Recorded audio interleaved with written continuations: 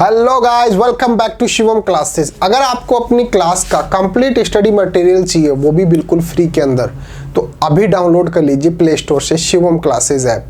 अब हम अपना टॉपिक देखने जा रहे हैं, हिमांक किसे कहते हैं। जो फ्रीजिंग पॉइंट होता है उसको हम किस प्रकार से डिफाइन कर सकते हैं। छोटा सा टॉपिक है, इसको सिर्फ समझना है कि क्या होता है, इसकी परिभाषा क्या होती है। अगर कोई एग्जाम्पल देखने को मिल जाएगा तो एग्जाम्पल भी देख लेंगे कि भाई हिमांक का एग्जाम्पल क्या होता है। तो सबसे पहले इसकी परिभाषा की बात करते हैं कि जो हिमांक होता है उसको आप किस प्रकार से परिभाषित कर सकते हैं। तो देखिए, हिमांक या फिर फ्रीजिंग जो पॉइंट होता है वह ताप जिस पर किसी द्रव तथा ठोस दोनों अवस्थाओं का वाष्प दाब समान होने लगता है, द्रव का हिमांक कहलाता है। दो बातें आ रहे हैं, एक तो द्रव की बात कर रहे हैं यहां पे, द्रव का और ठोस का, दोनों का जो वाष्प दाब है वो समान हो जाता है। तो वह ताप जिस पर ये चीज हो जाती है उसी ताप को हम क्या बोलते हैं, द्रव का हिमांक बिंदु कहते हैं।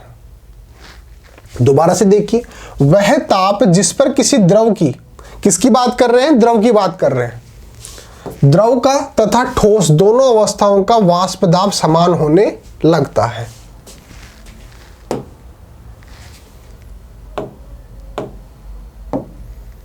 दो बातें कर रहे हैं यहां पे। एक तो बात, सबसे पहले तो ये देखिए, द्रव की बात कर रहे हैं,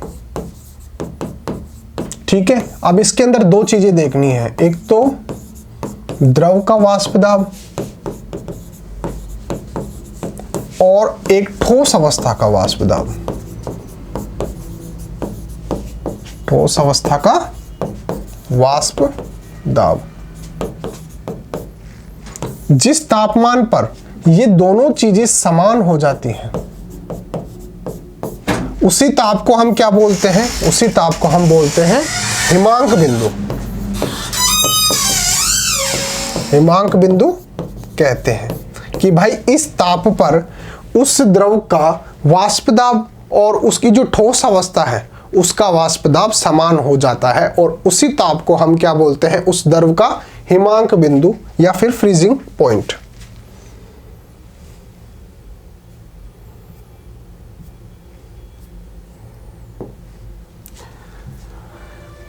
देखिए, वह ताप जिस पर किसी द्रव तथा ठोस दोनों अवस्थाओं का वाष्प दाब समान होने लगता है, द्रव का हिमांक कहलाता है। जैसे जल का हिमांक 0 डिग्री सेंटीग्रेड या फिर 273 केल्विन से कम होता है।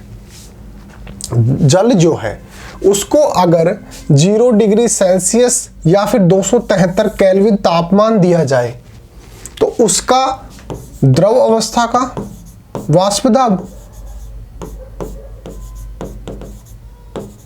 और ठोस अवस्था का वाष्प दाब दोनों क्या हो जाते हैं, दोनों हो जाते हैं समान।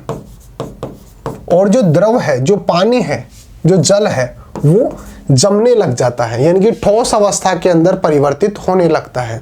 जब हम पानी को जमाने की बात करते हैं तो उसको 0 डिग्री सेल्सियस या फिर 273 केल्विन का तापमान देने की आवश्यकता है। अगर किसी भी जल को इस स्तर पर रखेंगे, उसका तापमान 0 डिग्री सेल्सियस या 273 केल्विन तापमान पर रखेंगे, तो वह द्रव से ठोस के अंदर चेंज होने लगता है, यानी कि पानी से बर्फ के अंदर चेंज होने लगता है। और इसी तापमान को हम क्या बोलेंगे, इस तापमान को हम बोलेंगे हिमांक बिंदु या फिर हिमांक भी बोल सकते हैं, यानी कि फ्रीजिंग पॉइंट। देखिए, इंग्लिश में तो दे रखा है फ्रीजिंग पॉइंट, लेकिन हिंदी में सिर्फ हिमांक दे रखा है, तो आप इसको हिमांक बिंदु भी कह सकते हैं और हिमांक भी कह सकते हैं, एक ही बात है, कोई बड़ी बात नहीं है। दोबारा से एक बार देख लीजिए, वह ताप जिस पर किसी द्रव तथा ठोस दोनों अवस्थाओं का वाष्प दाब समान होने लगता है, द्रव का हिमांक कहलाता है। जैसे जल का जो हिमांक है, ये एग्जाम्पल हो गया कि भाई एक एग्जाम्पल देकर समझाइए कि हिमांक बिंदु क्या होता है।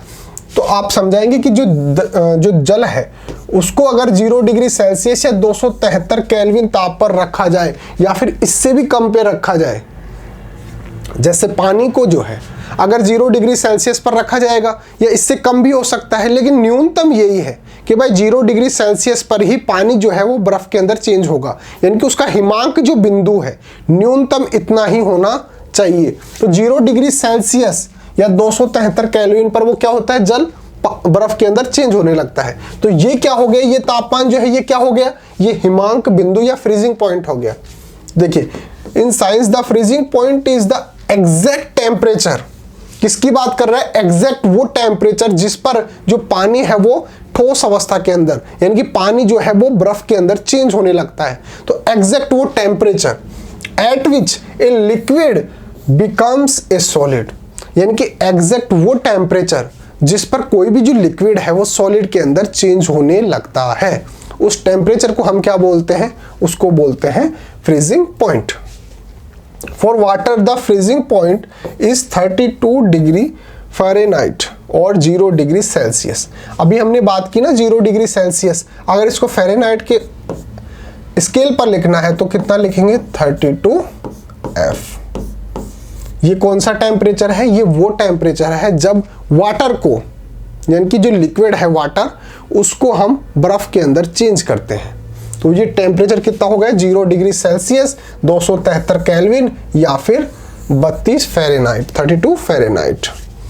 The term freezing point describes a moment of transition. ये जो टर्म है कौन सी, फ्रीजिंग, ये दर्शा रहा है कि वो जो है लिक्विड जो है वो चेंज हो रहा है, यानी कि दूसरे स्टेट के अंदर चेंज होता है। तो ये क्या है, ट्रांजिशन स्टेट है। ये दर्शा रहा है कि जो लिक्विड है वो सॉलिड के अंदर चेंज हो रहा है। जैसे वाटर जो है वो अगर आइस के अंदर चेंज हो रहा है तो वो जो टेम्परेचर है मिनिमम एग्जैक्ट वो टेम्परेचर जिस पर वो जमने लग जाता है बर्फ के अंदर, उसी को हम क्या बोलते हैं, फ्रीजिंग पॉइंट बोलते हैं। जैसे वाटर का फ्रीजिंग पॉइंट बता रखा है, दोनों स्केल के अंदर बता रखा है कि 0 डिग्री सेल्सियस, अगर सेल्सियस पैमाने पर पूछे आपको, सेल्सियस स्केल पर पूछे कि वाटर का फ्रीजिंग पॉइंट क्या है, तो आप लिखेंगे 0 डिग्री सेल्सियस। फ़ारेनहाइट अगर उस स्केल पे पूछे तो आप बोलेंगे 32 डिग्री फ़ारेनहाइट। पर क्या होता है, वाटर जो है वो आइस के अंदर चेंज होने लगता है, यानी कि वाटर यानी कि लिक्विड जो है वो सॉलिड के अंदर चेंज होने लगता है। ये एग्जाम्पल हो गया फ्रीजिंग पॉइंट का।